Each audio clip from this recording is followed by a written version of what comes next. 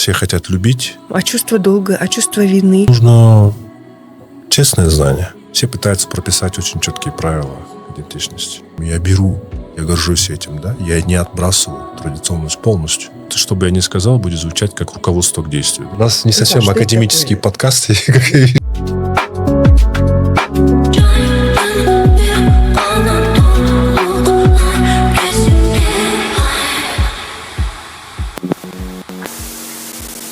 Добрый день. С нами сегодня в гостях Руслан Рахимов, доцент факультета антропологии и международного развития Американского университета. Здравствуйте. Здравствуйте. Для нас это большая возможность. Давно хотели с вами поговорить, Руслан. И спектр тем очень широкий, но начнем с того, как вы представляете, что сегодня в Кыргызстане представляет знание. Да, это такая базовая вещь, на которой опирается развитие, на которой опирается стратегии развития. Опираясь на знания, люди двигаются вперед, ведут политику, экономику и так далее. Как вы рассматриваете знания в Кыргызстане сегодня? Знания, может быть, мы постараемся более конкретизировать. Угу. Знания, которым оперируют люди в своих профессиональных, управленческих сферах, академическое знание. Сейчас очень много дискуссий о монополии знаний, о деколонизации знаний. Очень много критических представлений о том, очень много того, что мы знали раньше, опрокидывается, вплоть до с ног до головы. Мне кажется, я наблюдаю за тем, что сейчас происходит и в академии, и в нашей академии в Кыргызстане, и в политике, в управлении. У меня такое ощущение, что пришла новая эра, мы по-другому видим мир, мы вплоть до изменений ценностей. А вот эта концепция знания, представление о себе, оно или устарело, или не реализуется, или утрируется. Но вообще, можем ли мы сказать, что у нас есть такая база, от которой мы отталкиваемся и развиваемся?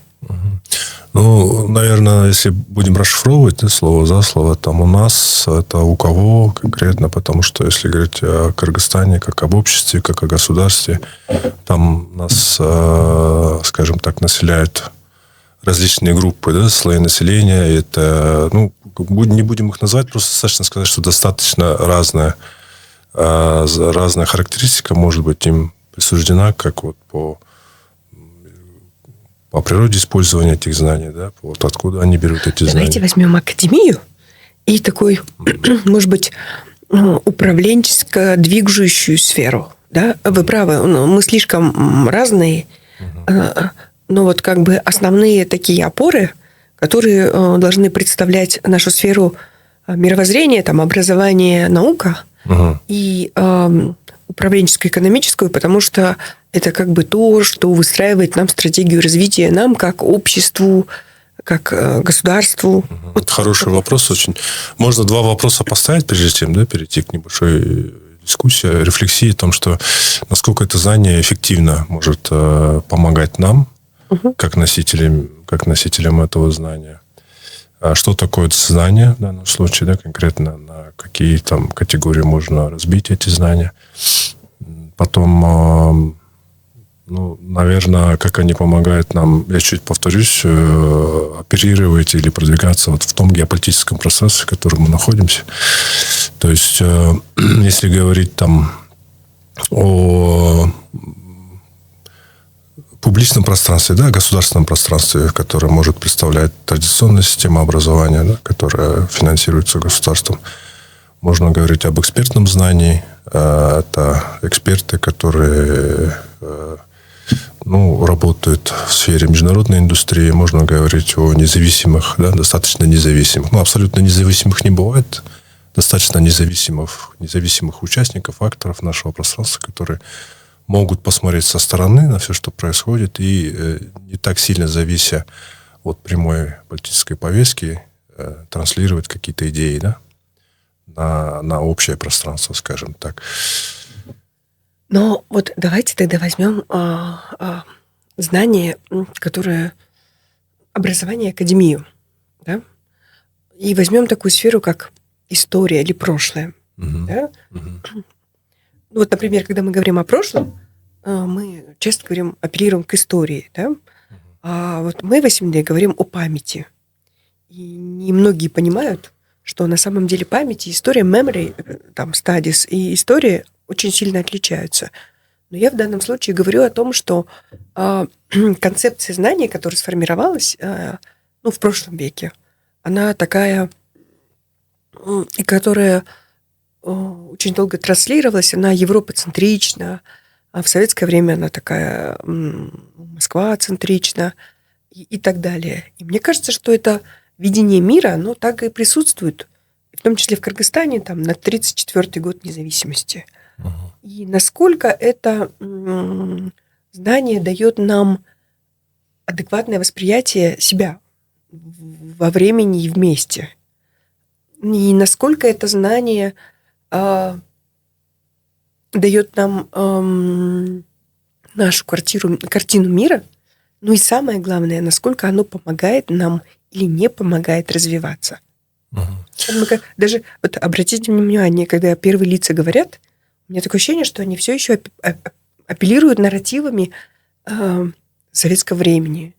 Они апеллируют там, к авторитету, они апеллируют к героизму, к патриотизму, ко всем этим ноткам, которые были заданы, к жертвенности, которые были заданы тогда. Но может быть, знание, оно может быть иным, разным. И Мгм. мне кажется, что мир гораздо интереснее, разнообразней. Мгм. Мне нравится, с одной стороны, что происходит, а с другой стороны, монополии. И монополии – это не только про власть там, какого-то государства, но и про академическую власть, которая очень консервативна. Да, может быть, мы поговорим просто о таких более общих, поскольку знание тоже общая категория, а тут таких достаточно философских категорий, что такое авторитет, да, в жизни среднестатистического человека. Является ли это больше коллективный такой контекст, то, что он с оглядкой смотрит, то, что вот мой коллектив в широком смысле этого слова, моя семья, мой род, мой клан, и там мое государство скажет мне какой-то нарратив, является ли это авторитетной, объективной истиной для меня, могу ли я использовать для того, чтобы оперировать в своей повседневной деятельности, или же объясняет ли она продуктивно, то есть самодостаточно то или иное событие. То есть в данном случае опять я помещаю нас, к сожалению, к счастью, в геополитическое пространство, потому что, как любое знание, государство или территорию, мы обладаем теми ресурсами, которыми обладаем, да, набором тех возможностей и ограничений. Поэтому гражданин, конечно, он будет смотреть, исходя из этой позиции, вот то, что происходит вовне или происходит внутри, и тот авторитет, который нам сообщают, сверху или снизу, или горизонтально, но чаще это сверху, да, там, с позиции какой-то иерархии, насколько оно продуктивно, то есть объясняет то или иное событие. И здесь, к сожалению, может быть, не будем сильно политизировать, но нам нужно делать отсылки к каким-то острым событиям. Это знания, которые отражаются с точки зрения каких-то острых событий, происходящих как по горизонтали, условно, сейчас, или по вертикали события, которые нас беспокоят там, в истории, в памяти. Там 16-й год, или война, или что происходит сейчас. Любое событие можем взять. Опять же, это вот этот контекст, я говорю, что коллективно или индивидуально она позволяет взять какую-то дистанцию, критически осмыслить и позволить себе сказать, я индивидуум, тоже имею право на свою личную историю, на свое личное отношение по отношению к какому-то событию, да, которое произошло. Или по горизонтали сейчас происходит, или по вертикали, условно, в моем личном прошлом, в прошлом моего рода или в прошлом моей страны. Вы преподаете, и вы находитесь в этой академии, вы транслируете это некоторое знание. Как вы думаете, вот какое знание нам нужно? Вот мы сейчас подходим к теме идентичности, и в этом смысле, если брать фокус, какое знание нам нужно? Нам нужно честное знание, нам нужно объективное знание, нам нужно знание который, с одной стороны, максимально открывает объективную правду, ну, относительно, да, абсолютно объективную, конечно, сложно сказать, но и которая не создает какое-то насильственное поле, символическое пространство, в которых мы обвиняем кого-то абсолютно, или там сразу, да, обвиняем, или сразу оцениваем, или сразу создаем какую-то оппозицию с кем-то, с кем-либо или с чем-либо. То есть, условно говоря, в академическом пространстве, конечно, наша задача, прежде всего, научить, как объективно относиться к тому или иному событию. А, например, если это прошлое, или, как говорится, да, например, если это что-то связанное с идентичностью, то это как? Ну, идентичность, да, вы правы. Идентичность, она часто проходит через бинарная позиция не только по отношению с какой-то властной динамикой, да, то есть кто-то над нами там доминировал, но и по отношению, опять же, к какому-то историческому моменту или какому-то способу, как говорится, хозяйствованию, да, если говоря советским языком, способом хозяйства, образом жизни, ну, вот какой-то политической формы правления. То есть любая ситуация, которая нас заставляет нас ставит, скажем так, в неудобное положение, она всегда приводит к разговору с самим собой, с неудобным разговором с самим собой. Потому что идентичность, это, прежде всего говоря, вот таким очень простым языком, это постоянная рефлексия и возможность себя позиционировать в том или ином временном пространстве. Что такое идентичность в Кыргызстане? Как мы можем это рассматривать? Как сейчас многие об этом говорят, а как вы это видите? Ну, очень такие давайте острые вопросы. Вот когда мы смотрим на Кыргызстан, Да. и как выстраивается идентичность, и как это называют, да? Ну, как бы, что слышат мои уши, да? Как бы это Что говорят люди про себя и про идентичность, да? Что говорят? Это сложный вопрос, и как это комплексный. конструируется, да? Великий народ, да? Там. Да, эти же все же нарративы. Мы же знаем, как хочет конструировать государство, как хотят конструировать традиционные группы, как хотят конструировать любые религиозные группы, либеральные группы. Как хотят? Мы же слышим же, но со стороны. Не знаем. Я просто, может быть, какое-то время отсутствовала.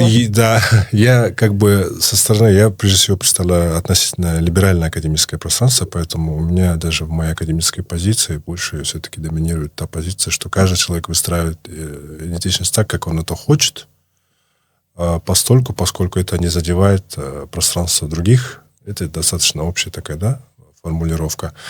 И поскольку это не ставит нас, как граждан одной страны, достаточно, скажем так, неудобное положение. Да? А исходить будем из простых ценностей.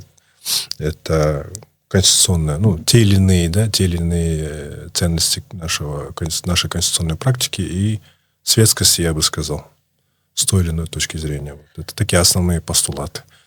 А потом уже кто как хочет, так и строит, да, условно. А как это видит государство? Как оно соглашается? Как вы думаете, вы параллельно в своем представлении? Я думаю, в целом, да, формально в дискуссии государство соглашается. На практике это может разниться. И то, что на практике, это происходит на практике, то есть это происходит с тем набором инструментов, которые государство, правительство или другие определенные институты, они с этим имеют дело. То есть проблема в том, что идентичность это очень...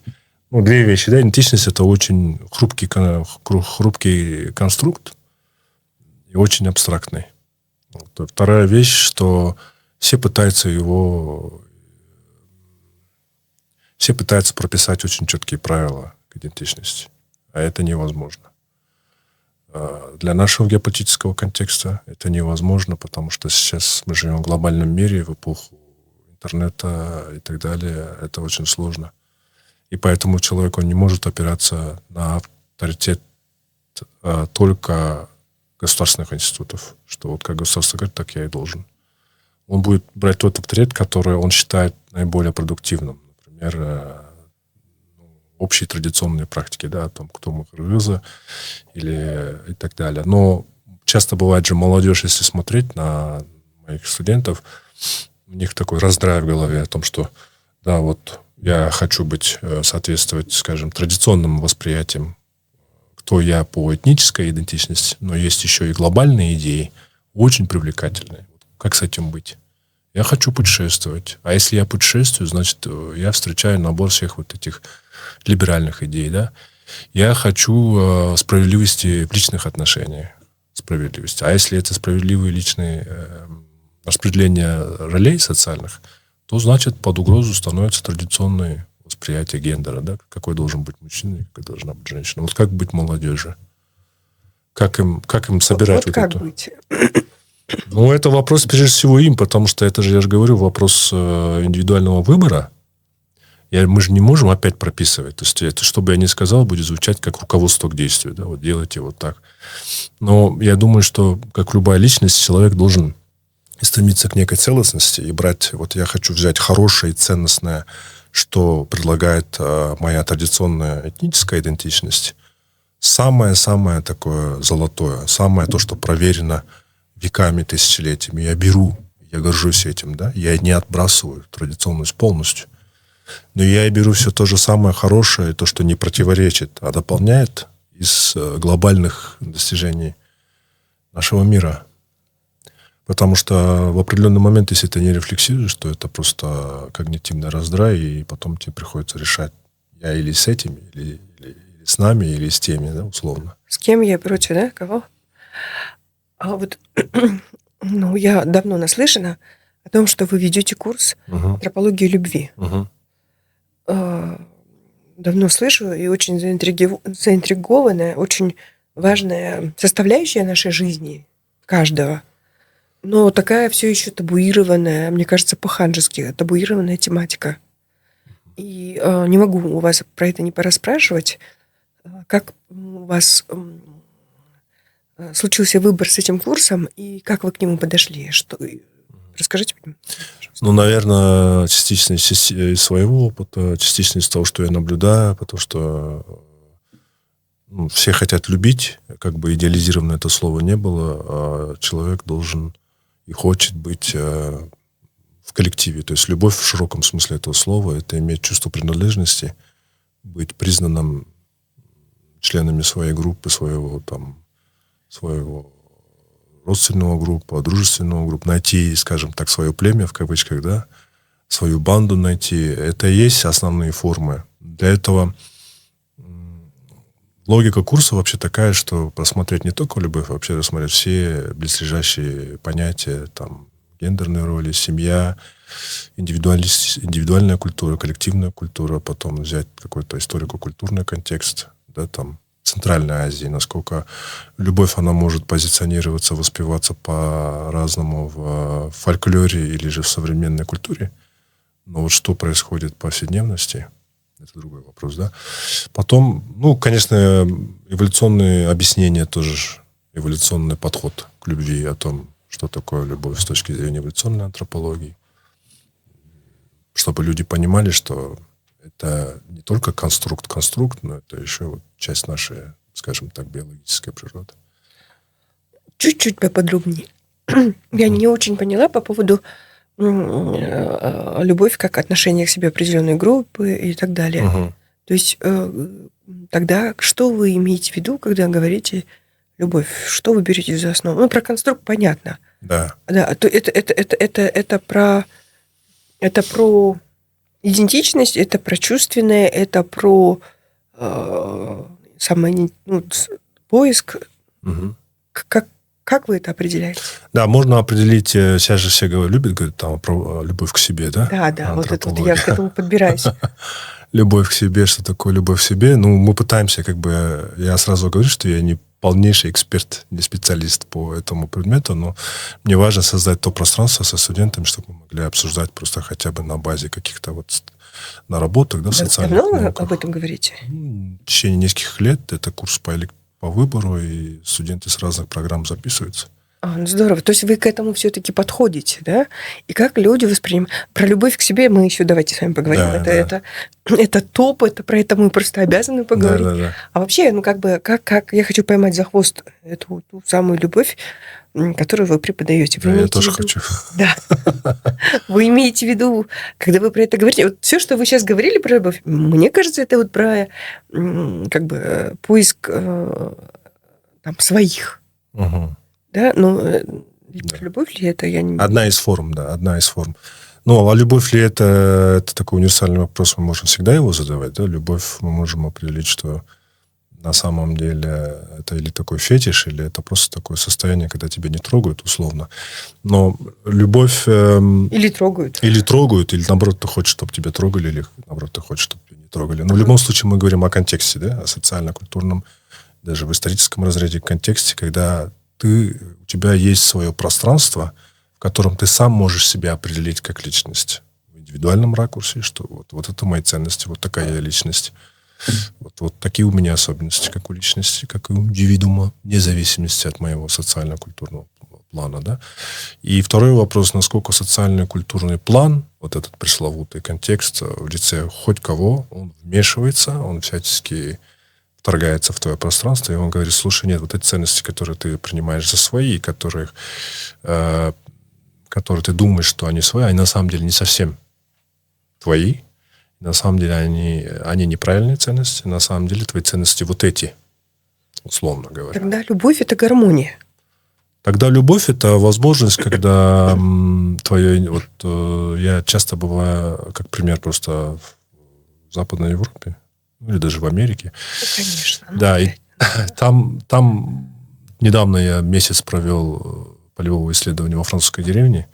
Я исследовал климатические изменения, а по ходу, оказывается, исследовал вообще скажем так, антропологию счастья в индивидуалистическом контексте и в коллективистской. Еще и во французской деревне, да? Во французской деревне, да. Но это такое, да, нарратив, стереотип. Ты так вот и заинтриговали, так? Да.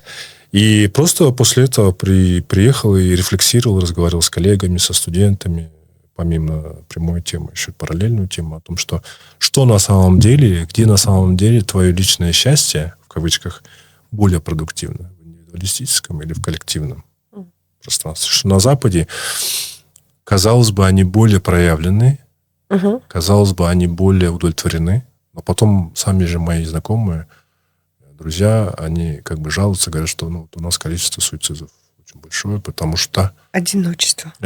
Люди не приходят тебе на помощь по умолчанию. Они не приходят, им нужно обязательно запрос послать. Ты этот запрос не можешь послать иногда просто по многим причинам.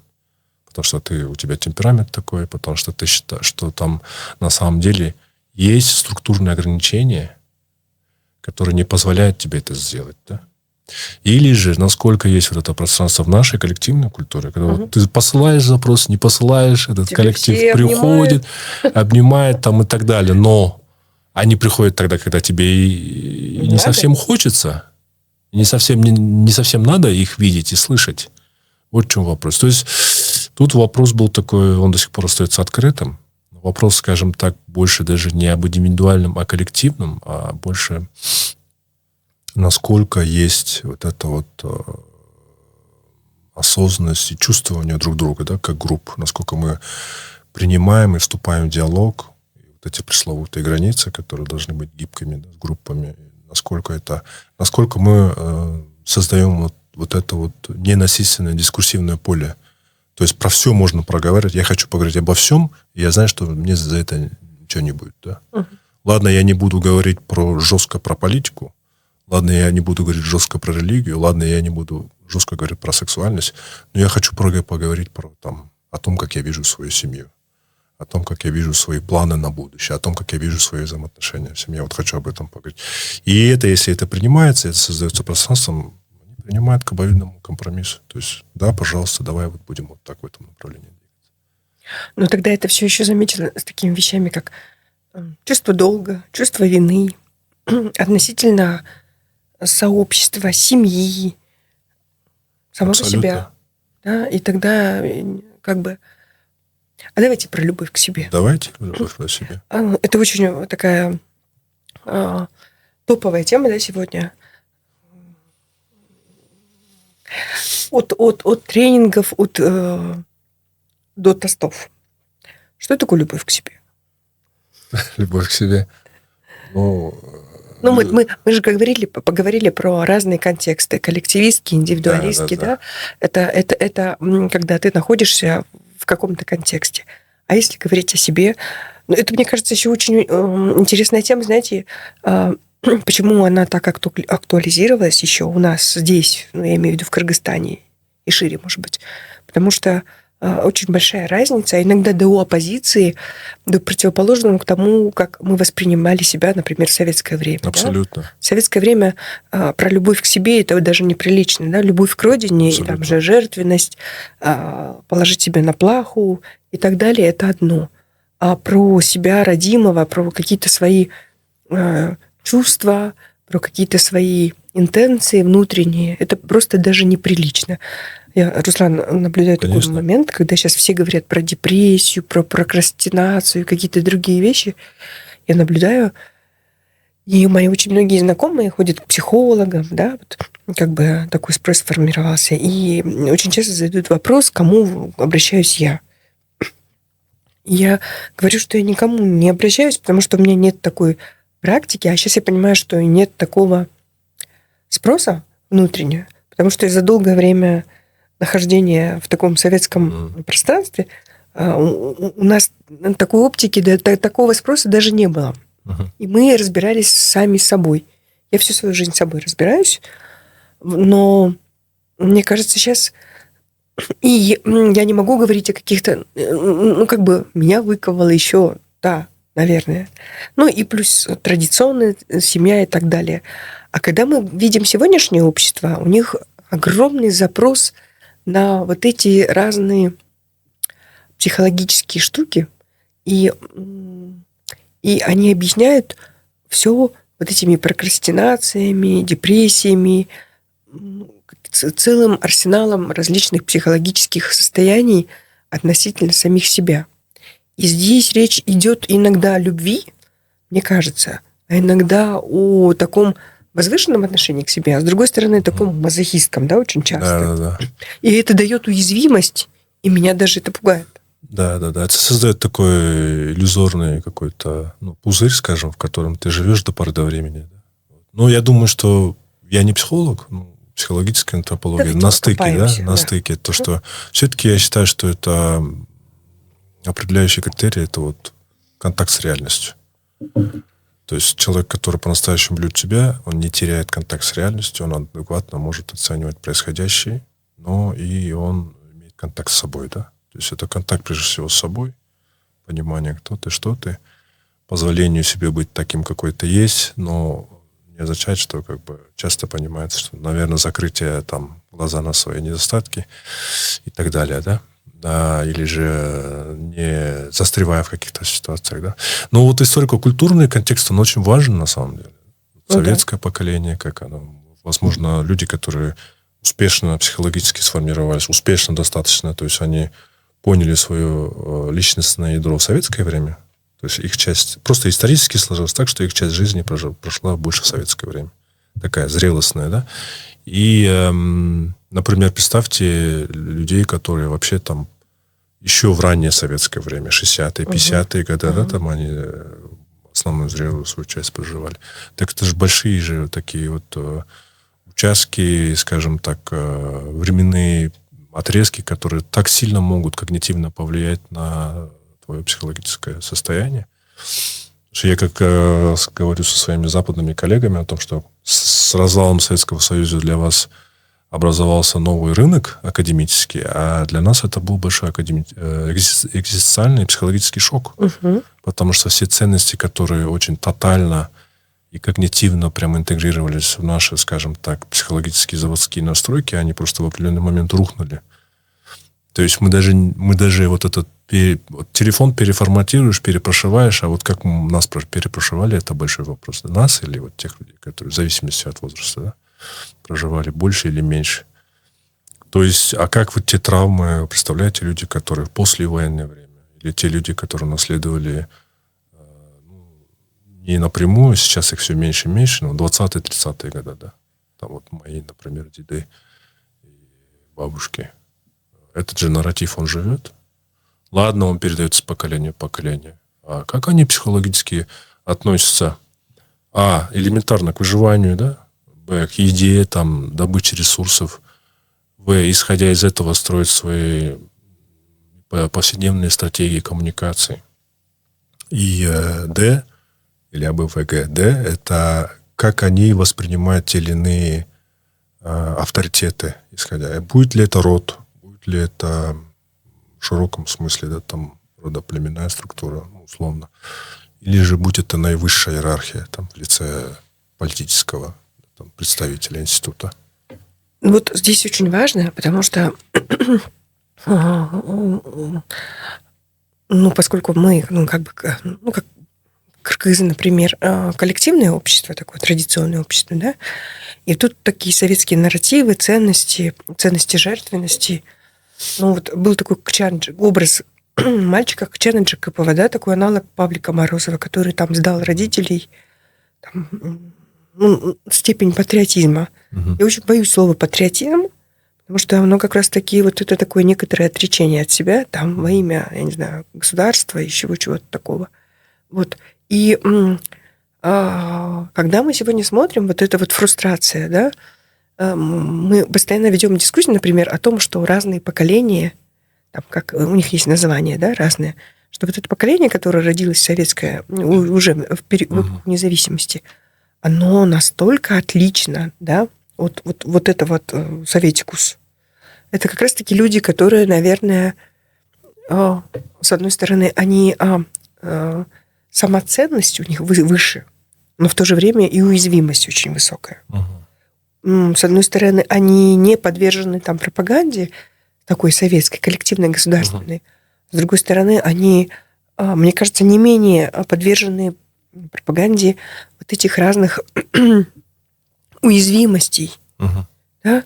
То есть, если ты не обознаешь какое-то свое состояние слабости, там, депрессии, прокрастинации, и не объяснишься с психологом, или один из таких выводов, ты не устоишь.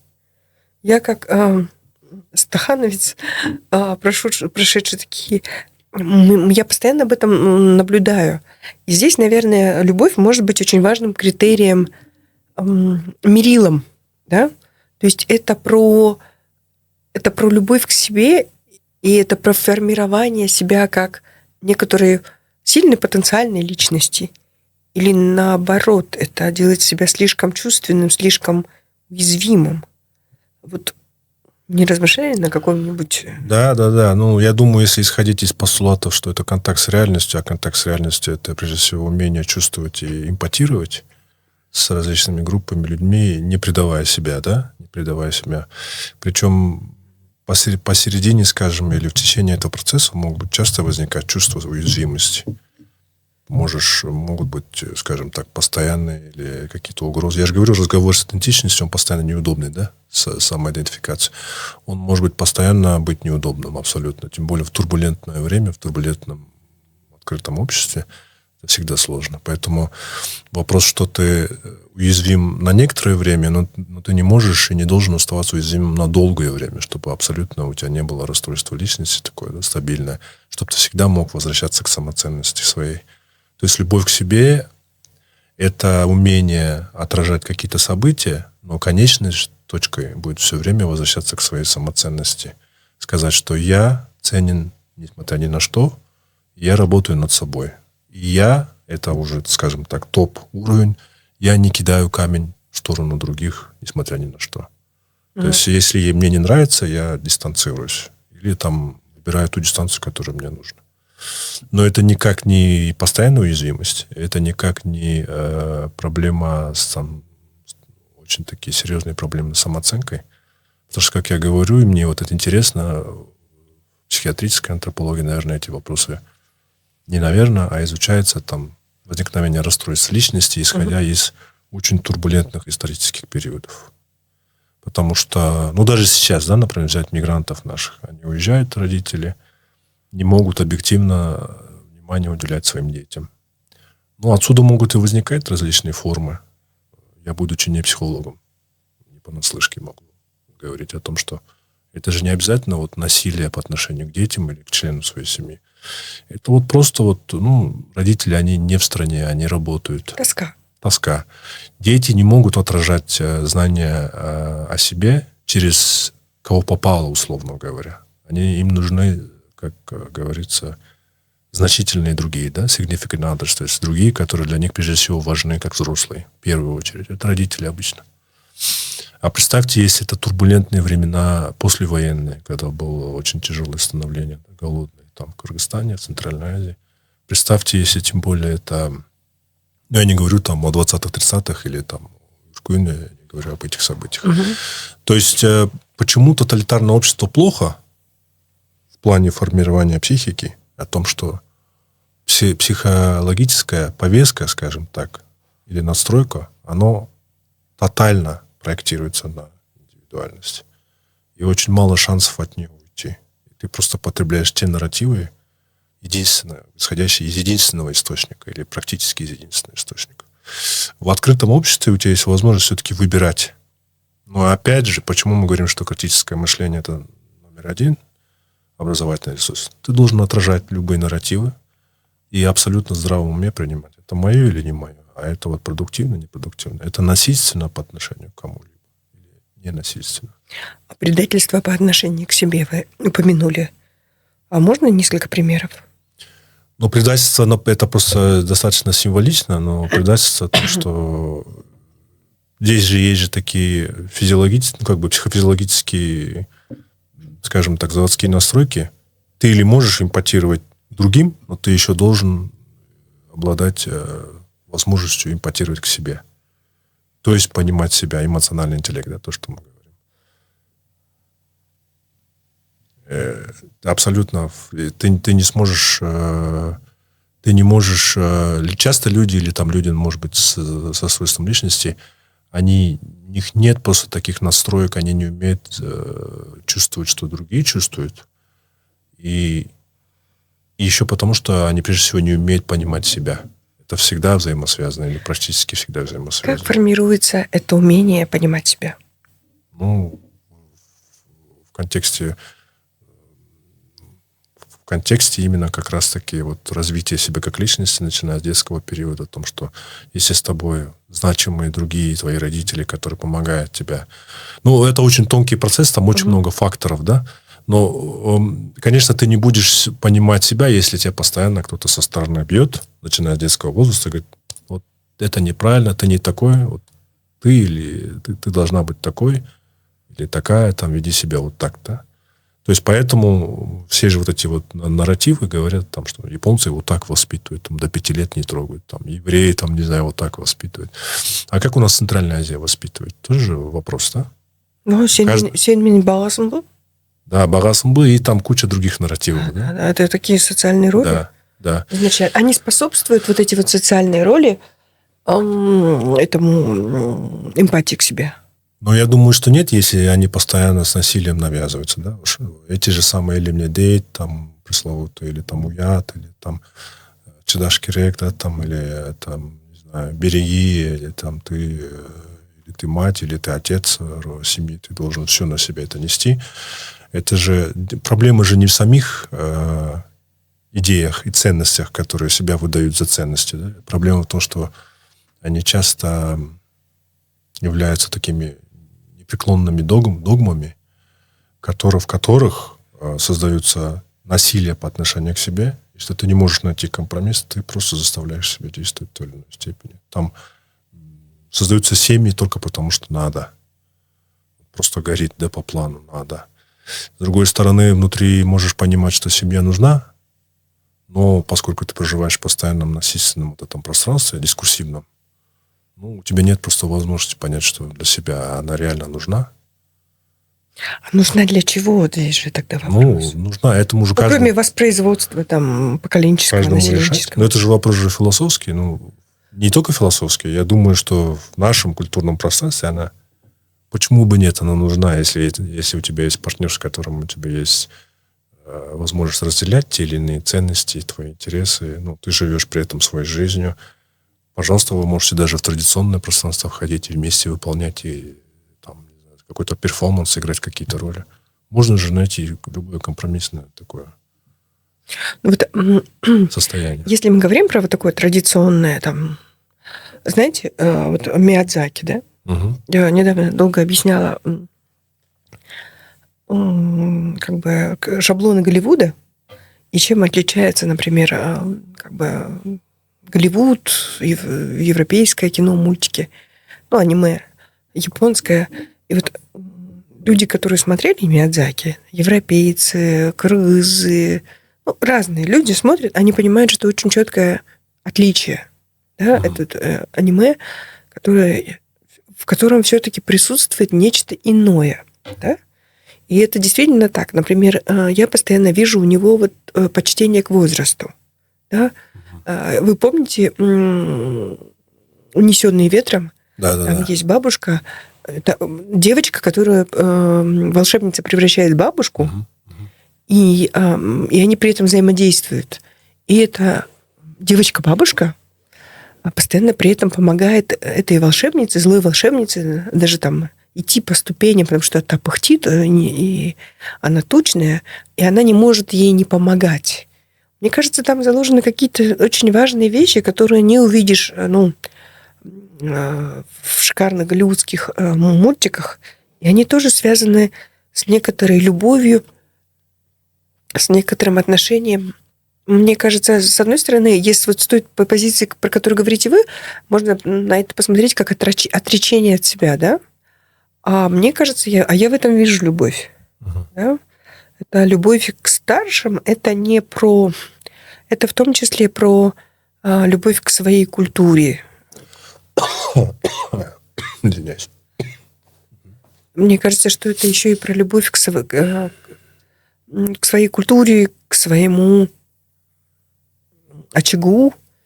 Мне кажется, что это тоже очень важно. То есть, когда вы привели пример того, что очень высокая суицидальность там, в индивидуалистских сообществах, мне кажется, это одиночество и суицидальность формирует еще именно отсутствие этой любви, да, Абсолютно. к бабушке, к дедушке, Абсолютно, к некоторому своему. И это тоже часть себя. Любовь только к себе, как к абсолютному индивидууму, она очень, может быть, сиротлива. Да, но я же не противоречу. Да, я просто критически, Угу. мы сейчас стараемся критически, да, там, сопоставить разные контексты. В том, что, во-первых, конечно, мы не знаем статистику суицидов в коллективных центральноазиатских культурах. Мы не знаем, мы не говорим про это. И может быть и меньше статистика, да, может быть и меньше. Но вопрос тогда, какая жизнь у нас, да? Сколько жизни у нас достаточно удовлетворенная. Вообще в целом статистически здесь разные подходы. Но я тоже придерживаюсь... Вот недавно, вчера буквально у меня с моим другом был Zoom, который проживает в Америке проживает, и он жалуется о том, что... Ну, не жалуется, а просто мы делимся опять нашими впечатлениями о том, что все-таки вот индивидуальная культура, она тяжеловата для наших людей, да, скажем, которые вышли из коллективных контекстов, даже если мы более такие либеральные. Раньше не любили свою традиционную культуру, а теперь, оказывается, с высоты того полета мы начали все переосмысливать, обожать там и так далее. Ну, я думаю, что каждый выбирает то общение, главное, чтобы он чувствовал себя удовлетворенно. И как мне понравилось высказывание одного психолога о том, что в нашем мире мы пытаемся создавать много границ, а нужно создавать как можно больше связей. И пожилое поколение, оно, возможно, нуждается в этом больше, тем более то, которое прожило больше в советское время.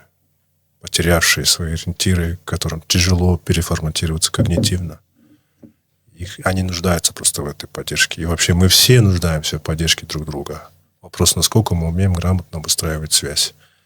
Эту связь, которая не насильственная, потому что мы же не будем спрашивать, там, ты хочешь, не хочешь, ты все должен, и все. Это же не всегда охота, правильно, делать напрямую. В этом проблема заключается. А так, конечно, я больше, тем более в контексте Кыргызстана или там, каждая страна Центральной Азии, у нее там своя уникальная, скажем так, конфигурация. Но в контексте Кыргызстана мы тем более нуждаемся вот в таком выстраивании связей, а не границ. Не отчуждение, а понимание, сближение. Ну, как бы ни звучало это пафосно, я просто не вижу, Где-то, наверное, надо и уметь правильно конфликтовать, но это же надо уметь правильно. У нас же это неправильно понимается, конфликт. А тем более, вот Миядзаки, почему тем более? Потому что он же говорит слово культуральная концепция именно в контексте большой индустрии. Угу. Голливуд это вообще симплифицированный, упрощенный нарратив, такой сторителлинг, лишь бы продать, условно. Я так себя воспринимаю. Конечно, зависит, какой фильм, зависит, какая там, не знаю, волна. Я тоже очень сильно увлекаюсь кинематографией. Но эффект Миядзаки это, наверное, больше про него, индивидуально точно. В том числе, да, про него. То есть это его личное творчество. Вот. Ну и, возможно, японский оттенок культуры, отношения к старшим, отношения, вообще уважение, да, к друг другу, тоже подсказывает в той или иной степени, насколько я помню. А вы говорите, что вы увлекаетесь кинематографом. Какое кино, на ваш взгляд, самое-самое про любовь? Шалевая. Но... в том контексте, в котором вы ведете курс антропологии. Любви. Но мы обсуждаем часто. Кстати, у нас презентация есть, что студенты должны именно презентовать какой-то фильм и рассказать критически о том, как любовь там позиционируется. Ну, давайте их порадуем. Теперь это задание вам. Ну, разные фильмы. Я думаю, любой фильм, это мы сейчас же, опять же, в либеральном контексте рассматриваем. Даже любовь, когда мы... Хорошо, про фильм мы поговорим обязательно. Там, например, недавно мне смотрел я сериал, который такой был. Как называется? Продолжение этого. Берлин, который... Бумажный дом. Вторая часть, да? Бумажный же дом, да? По-моему, бумажный. Ну, испанский, да? Да, испанский. Да. И там второй вот этот выйдет с Берлином, с героем, который в Берлине, он влюбляется. Мне понравилось, да? Но это был такой абсолютно авантюристский, такой, в их жанре. Но понравилось, как любовь там артикулируется. Потом любовь же, вот вы же до этого упомянули, что самоотречение, даже в государстве, человек тоже идеализирует это как любовь. То есть он отдал полностью себя на откуп какой-то идеи, ну, всего, без остатка. Возможно, он пожертвовал всем, да? Тоже любовь. Любовь художников, которые не создавали семьи, или там отрезали себе уши, или еще что-то, да, там тоже любовь. Каждый позиционирует так, как он это хочет. Но тогда мы можем любовью назвать все. Любую мотивацию. Любую энергию, которая сближает людей, не отдаляет, не убивает, не сеет. Нет? То есть это любовь. Это же есть же основополагающий инстинкт. Инстинкт нашего вида на планете. Любовь-то она, эволюционно говоря, это прежде всего связь. Почему возникают биохимические процессы между парой, изначально исходя, ну, там совсем исторические, древнеисторические времена. Ладно, не буду я это переводить просто в потребности. Пусть это будет. Ну, часть из них потребность, абсолютно. Но потребность самовыражения творческого – это любовь. Потребность поговорить сейчас с нами, выразиться – это же тоже форма, что мы создаем какую-то связь, ну, социальную связь, да, в данном случае. Ну, и все-таки, Руслан, давайте еще приведите пример. Просто этот фильм вряд ли кто смотрел. Может быть, из самых уже известных фильмов, может быть, из старых фильмов. Какой фильм для вас такое олицетворение такой любви вот в отношении, в вашем представлении такой апофеозный? Вот я, например, приведу пример для примера. Да? «Отец солдата», да? Старый советский фильм. С одной стороны, это про любовь отца к сыну, такая очень благородная отцовская любовь. С другой стороны, мне кажется, это любовь как бы его сын воин, который отдается в жизни, да, к государству. То есть это про любовь к государству. Ну, опять это такое вот налет там патриотическое. Да. И вот когда появляется патриотизм, на самом деле это же как бы такая эквивалента очень популярная, постоянная, очень такая коммерческая, да, очень сильно часто. Продаваемая. Да. И в этом смысле ее очень часто используют. И когда мы смотрим очень многие фильмы, там, и плачем, и включаемся в это, там про любовь вот как бы к государству. И это же культивируется. Это тот же самый нарратив. Многослойная там вообще-то любовь. Почему она цепляет? Потому что есть та повестка, которая нам, условно говоря, навязало или практиковало государство. Вот это вот наивысшее проявление вашей личности как гражданина. Плюс еще же там родительская любовь. Да, но и не только к государству, там, к своему там, народу. Да, вот. да, да. Помните, это вот этот вот антропологический учебник бывший, да, про о том, кто такие японцы, когда рассматривали их во время Пёрл-Харбора, да, когда из 10 человек, 8 человек европейцев сразу сдавались, когда была очевидная смерть, риск смерти, да, а японцы не сдавались, это было как бы камикадзе. И вот эта вот степень самоотдачи, она где-то восхищала, а где-то ужасала. Да? Это тоже о любви. Да? Это какой культ. Да, это какой культ надо было взращивать. Да, это тоже можно говорить. Но, ну хорошо, не буду задавать много вопросов. Про любовь очень много вопросов. Кстати, про фильм я просто вставку сделаю. Вот мне понравился, мы говорим же про любовь человека. А вот, кстати, японский фильм, который всех хвалит, почему он крикнул, да, это вот «Идеальные дни». Смотрели, не смотрели? Когда вот простой работник муниципалитета Токио, он на самом деле чистит туалеты, систему туалетов, и проживает свои дни. То есть там фильм фактически без сюжета, но показывает о том, как человек изо дня в день просто наслаждается каждым моментом своей рутины, осознанно делает свою работу, приходит там вечерами, читает книжку, какие-то общения с коллегой или даже там с родственниками и все у него.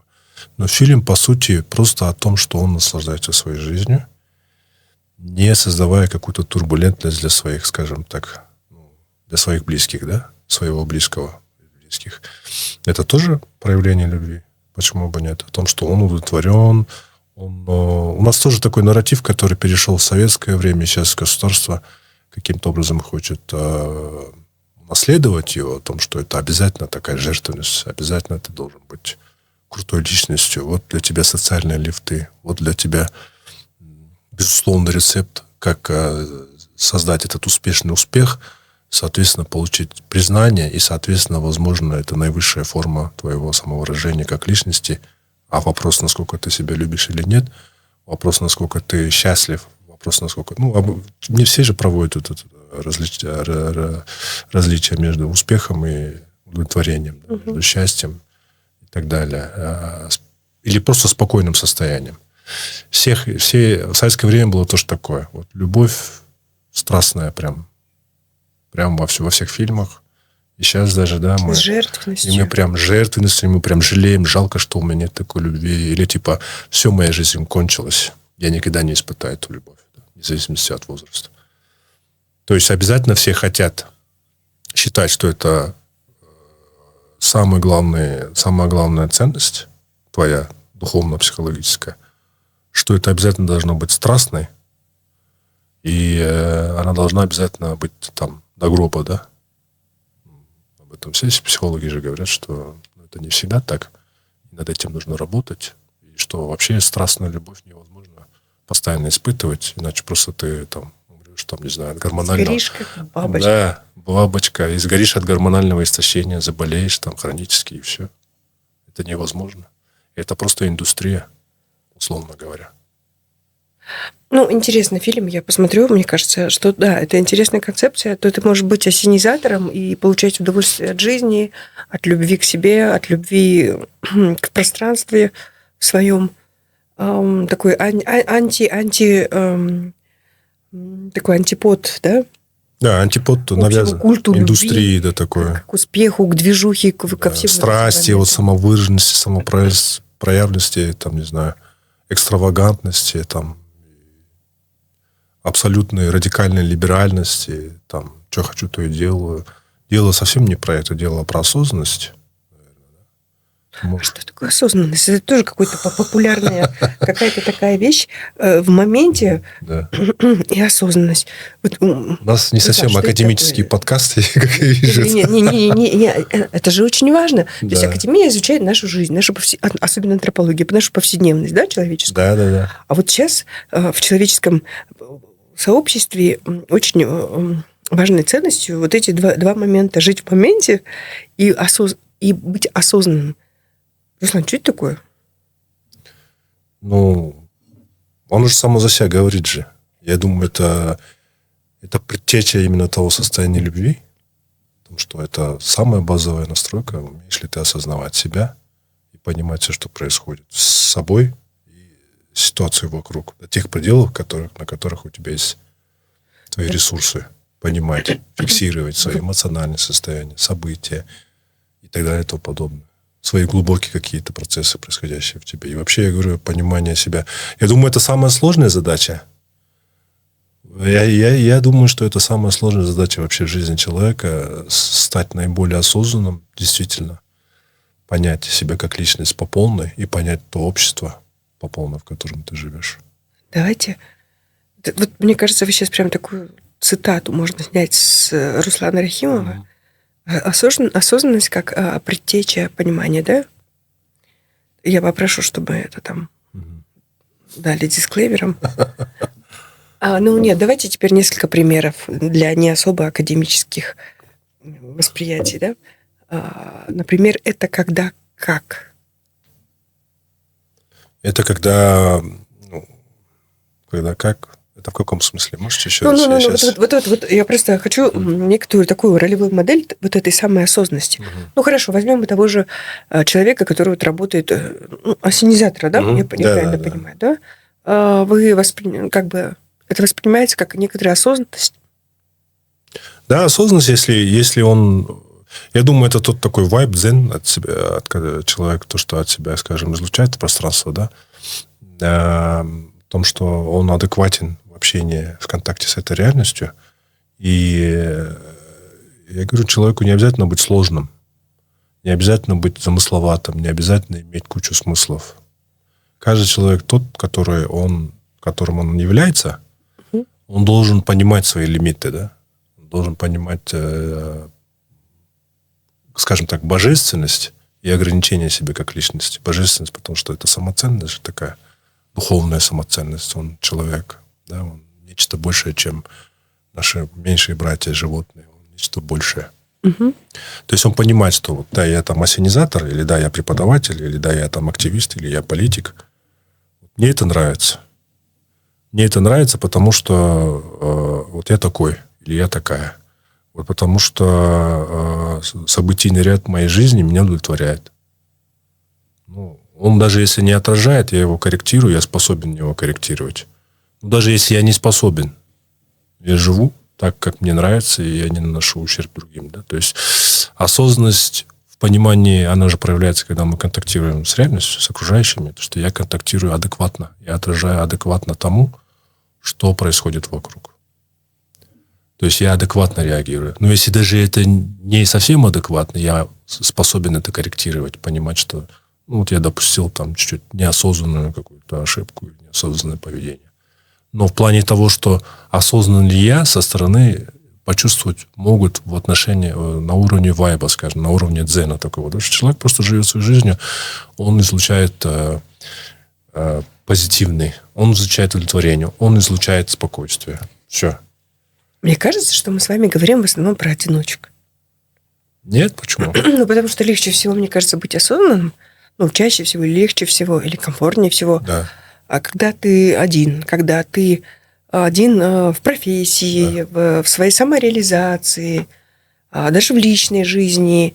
Потому что, у меня есть разные опыты, разные жизни, да? Когда ты там мать 2 маленьких детей, и у тебя там большая семья своя, его, и быть осознанным. Согласен. Это очень сложно. Мне кажется, там речь об этом не идет. Вообще, ты как человек, ты растворяешься во всех этих ролях, и твоя осознанность, просто она не может нигде проявиться, потому что везде чувства, там очень много вот этих вещей. Но когда ты становишься один, ты можешь позволять себе эти осознанности. Угу. И здесь большая разница. Да? Мне кажется, что осознанность в этом смысле большая роскошь. Да? И если ты, и с одной стороны, это большая роскошь, большая честь для себя, но и в некотором смысле участь, да? Потому что ты одинок, а пока ты, как, например, берешь человека в какой-то период жизни, там, я не знаю, там, с 14 до какого-то периода времени, так много всяких социальных ролей, которые тебе там, которые ты обязан там реализовать, и они навязываются, или ты сам хочешь этого, или это там призвание, или ну так далее, так далее, да? И ты, и осознанность становится для тебя просто какой-то, роскошью. А в какой-то момент, когда ты можешь позволить себе, и когда ты можешь позволить себе, когда у тебя есть это личное пространство, когда у тебя есть эта некоторая материальная возможность, когда тебе ровно зарплата, условно, ассенизатора хватает на самые основные независимые вещи. И здесь есть, когда я слышу разные дискурсы об осознанности, мне это очень симпатично. Да, я сама по себе выбираю этот момент. Но я понимаю, что для многих людей, которые вокруг меня, которые я наблюдаю, это большая... это почти недоступно. Они находятся в таких условиях, связанных с материальными, с личными, социальными и разными вещами, где это большая роскошь. И это вопрос не выбора, это вопрос... Да. Это вопрос чего? Давайте вместе подумаем, да? Мы у вас на занятии... Много чего вопросов. Здесь физиологические тоже есть, наверное, какие-то настройки, да, условно. Это не самое удачное слово, потому что человек, может на уровне своей психофизиологии, извиняюсь, уже не совсем осознанным иметь какие-то предпосылки. Опять же, потом это развивается, это может перейти вообще в какое-то расстройство, это вообще не способен эмпатировать к окружающим и к себе, понимать, что с себя происходит. Я думаю, это большая удача, если мы родились, и мы можем понимать себя. Это наиболее удачная ситуация для самореализации. Поняв себя, мы вряд ли не захотим самовыразиться. То есть, говоря обратно, мы всегда будем хотеть самовыражаться, когда мы понимаем себя. Пусть это даже текстово. Там есть писатели, которые не любят общаться, но они пишут книжки, и они говорят, что это самое лучшее, что я могу делать. И я обращаюсь, тот же самый Мураками, я обращаюсь к большему, широкому кругу читателей. Вот. То есть... вы преподаете этот курс, я не знаю, мне кажется, уже 20 плюс, да, людям. Да. А вот вы говорите, это классно, когда мы рождаемся, и у нас есть это понимание, да? Да. Как правило, оно... Очень это трудно. конструкт, да, во многом. Это конструкт, во-первых, внешний и внутренний. И мы не... Конструкт вы имеете в виду, что это иллюзия, это фейк какой-то или что? На самом деле это осознанность, это когда человек сформировался и конструирует эту осознанность как некоторую свою собственную личную границу абсолютно. Сам. Да. Когда ему 5-15 лет, он вряд ли это может сделать. Или ему повезет, и ему в этом смысле помогут родители, окружение, учитель, книжки. Да. То классно. А если нет, то другой конструкт, как оппозиция осознанности. Как оппозиция осознанности? Как что? Оппозиция осознанности называется. Оппозиция осознанности, это... Неосознанность о том, что мы роботы, мы зомби, зависимость. Да, вот такая вот ведомость, да? Ведомость? А ведомость – это первое, да? С чем сталкивается человек после рождения. Это, опять же, родители, абсолютно. Деньги, гормоны, быр-быр-быр, да, это можно... Социальные науки, они это, в принципе, и стараются понять. Конечно, мы не можем абсолютно их объективизировать, потому что это достаточно абстрактные психологические модели и практики, что такое осознанность. Об этом говорят в основном писатели, духовники, там, не знаю, эзотерические люди, или же там вообще все кто угодно хотят говорить об этом, да. Но почему бы нет? Мы можем же понимать не психологические вот эти абстрактные проявления, а социально-культурные контексты, институты, традиции, вот это групповая принадлежность, которые мешают нам к осознанности, или если просто делать какое-то такое определенное, скажем, определение, извиняюсь за тавтологию, возможность выбора, исходя из своего «я», из своего аутентичного «я», более настоящего «я». Возможность выбора той или иной ситуации. Недавно такую фразу услышал в том же самом великом Инстаграме о том, что все, что мне не нравится, это мой выбор. То есть, если мне не нравится там моя работа, значит, я ее выбираю. Да? Если мне не нравится моя жизнь, значит, я ее выбираю. Если мне не нравятся мои отношения, я ее выбираю. Если не нравится мне моя семья, я ее выбираю. То есть, возможно, можно сказать, что один из критериев осознанности в том, что возможность выбирать, исходя из своих личностных истинных ценностей, потребностей, возможность выбора чуть-чуть, не радикально, а один шаг небольшой. Я не хочу вот это, да, там, я хочу вот это, вот, чуть-чуть. И ты не становишься в оппозицию однозначно, ты стараешься там, договариваться. Ну, или просто хотя бы выражать психологически свои чувства. Любой человек имеет право на это сказать. Мне не нравится, я хочу вот это. Или мне нужно, да, это я-сообщение, психология называется. Мне не нравится вот это. Я не хотел бы. Там, а вот я не хочу на вот это то идти. Или там, ну ладно, придется давать какие-то такие оговорки, там, придумывать. У нас же такое же в культурном поле, мы придумаем 100 тысяч оправданий, которые звучат супервесомо, вески, там чуть ли не сам президент позвонил и не позвал мне на встречу. Да? На самом деле просто человек не хочет. Условно. Как так?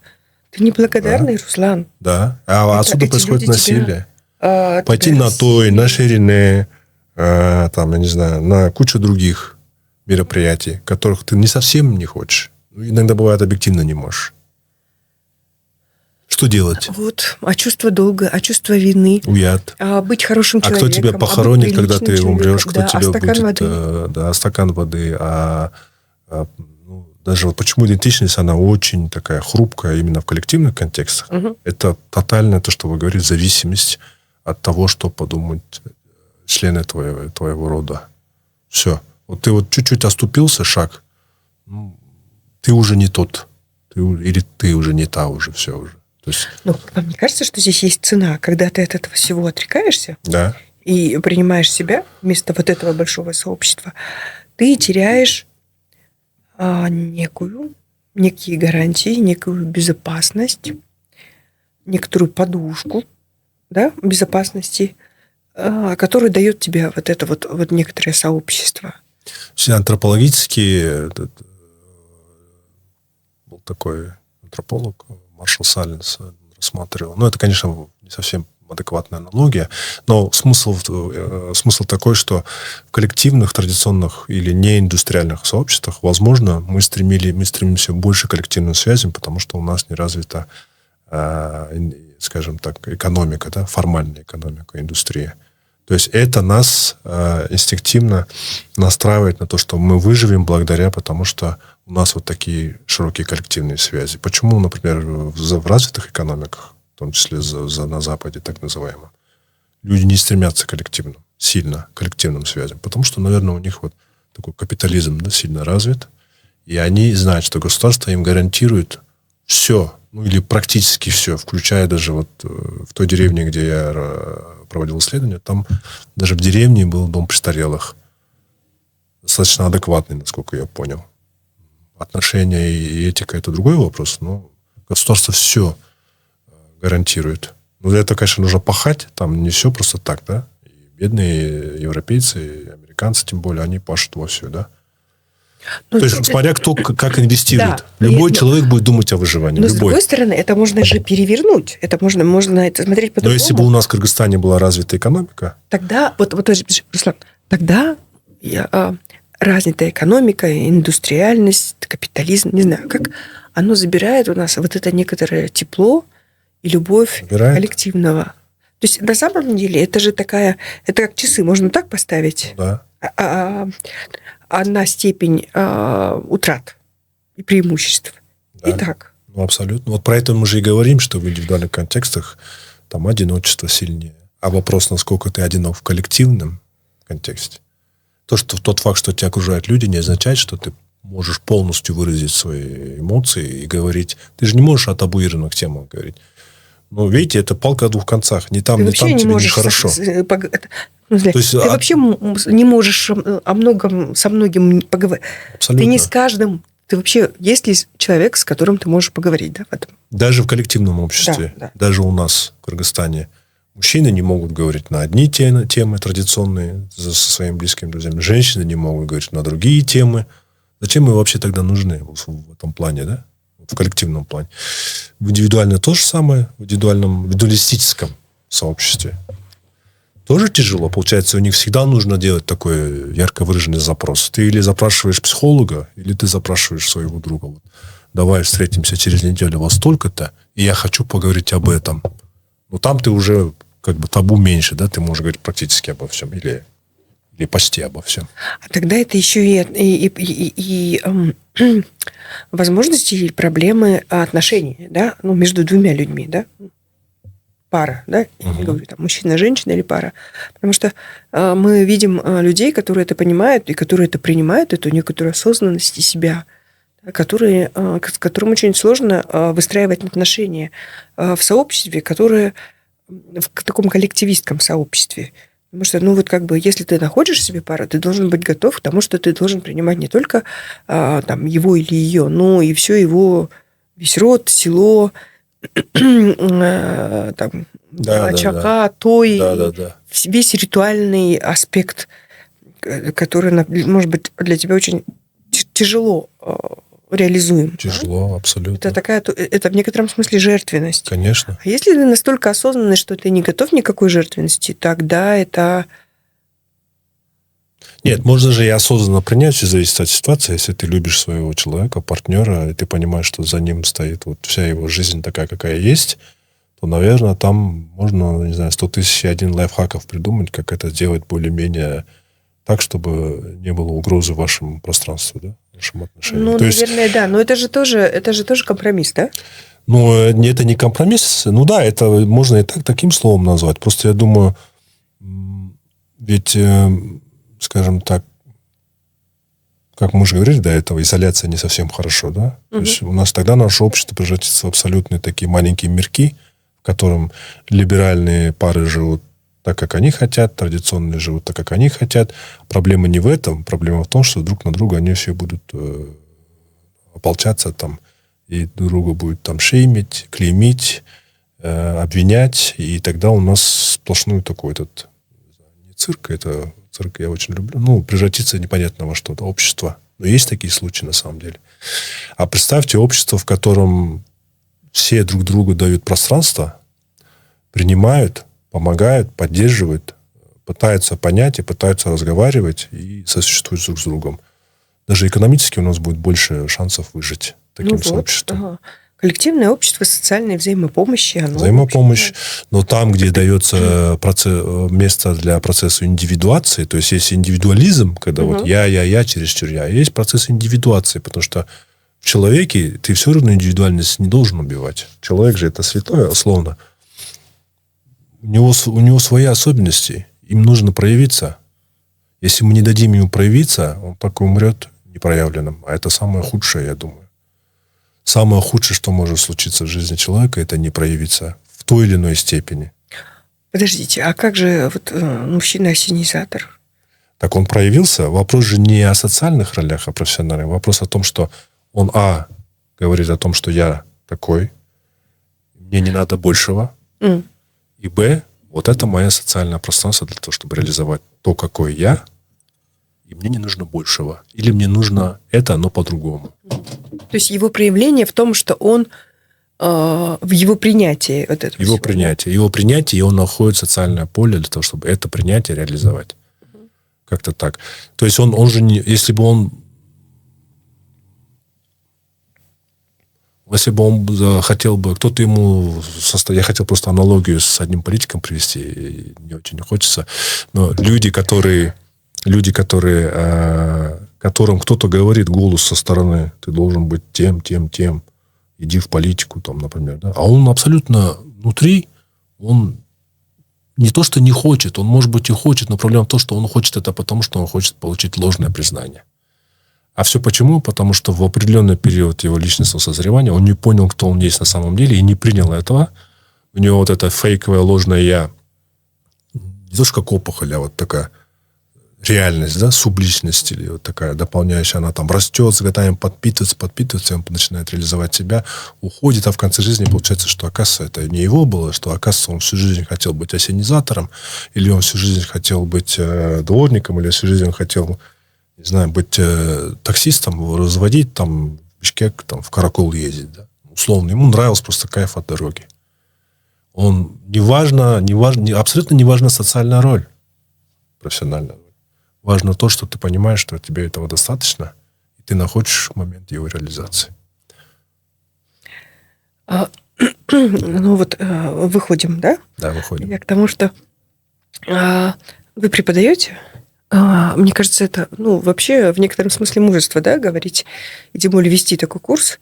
Как вы видите, как он влияет на ваших студентов? Что происходит с этими личностями, которые приходят? Я могу предположить, что вначале они даже пугаются, да, а потом что этот курс антропологии любви дает этим молодым людям?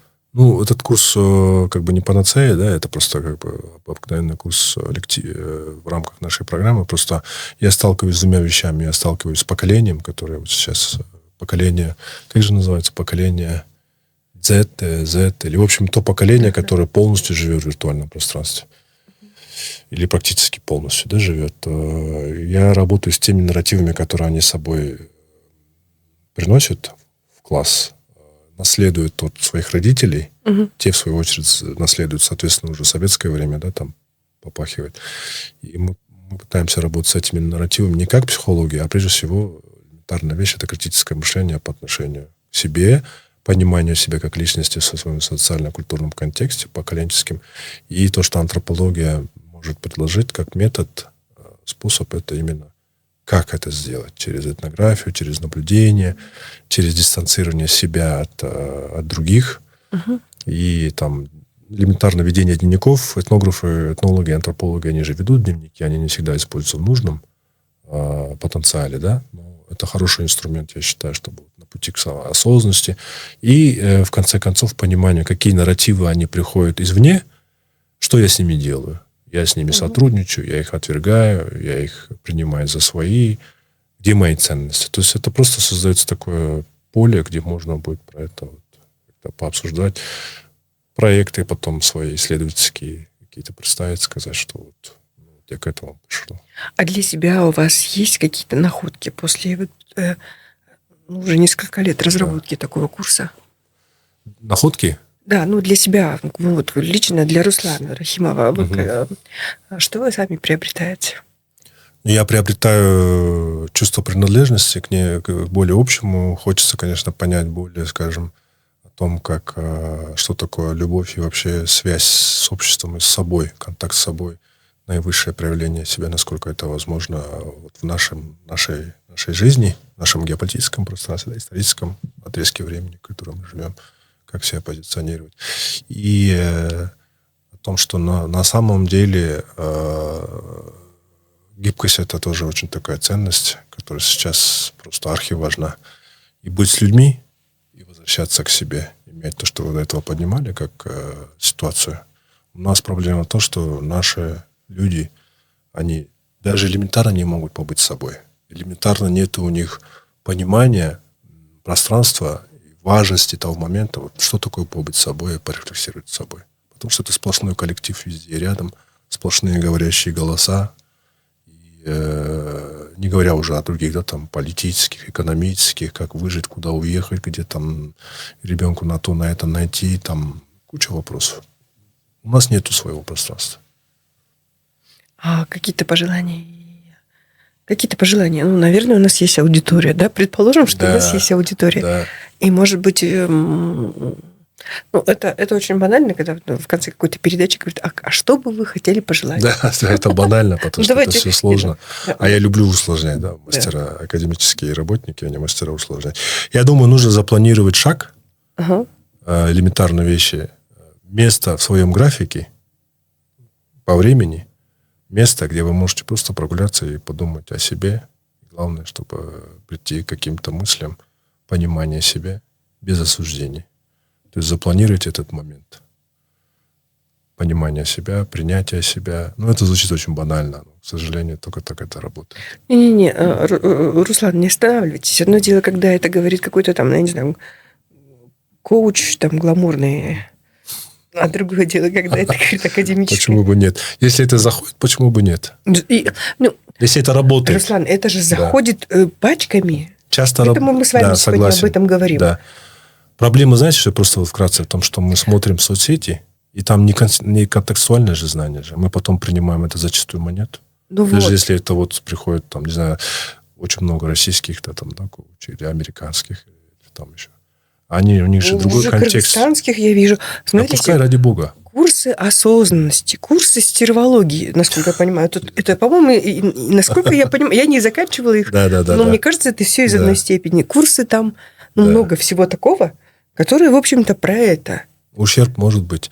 Поэтому лучше, конечно, критическое мышление – это такой оптимальный ресурс, чтобы надо все это переварить же и контекстуализировать. А если ты контекстуализируешь, контекст – это хорошая такая категория, чтобы понять, что ты реально с реальностью контактируешь.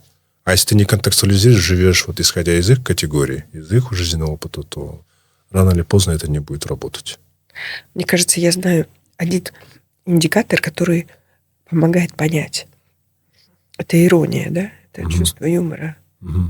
Я замечала, что люди, которые обладают чувством юмора и иронией, и еще и над собой, да, это вот как раз такие люди, которые ближе к осознанности. Да, абсолютно. Которые могут себя со стороны посмотреть.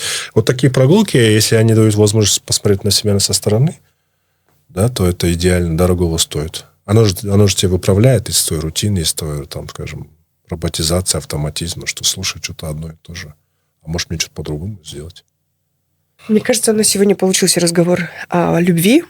И о любви самой интересной и самой запретной. О любви к себе. Давайте будем считать, что мы начали какой-то разговор. Если вдруг у нас будет возможность, и вы захотите еще поделиться, мне очень хочется сходить на ваш курс. Да? И если вы захотите поделиться, приходите к нам. Мы только начали вести вот эти вот подкасты, разговоры, но, по-моему, у людей большой спрос на разговоры о каких-то личных вещах. Спасибо большое. Я хочу напомнить, что с нами был Руслан Рахимов, антрополог, исследователь, и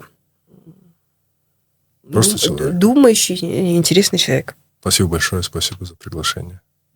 Спасибо. Будем на связи. Да. Будем.